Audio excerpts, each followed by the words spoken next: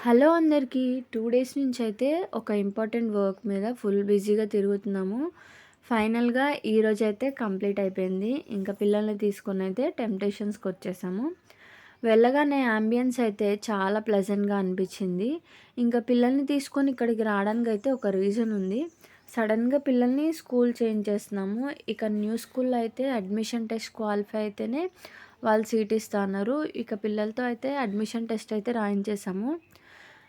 2 days తర్వాత వాళ్ళు call చేసి రమ్మన్నారు. వెళ్ళాము. మొత్తానికి మనోళ్ళైతే సీట్ సాధించారు. నేనైతే వాళ్ళు ఐఏఎస్ ఎగ్జామ్ రాసినంత ఫీల్ అయిపోయాను.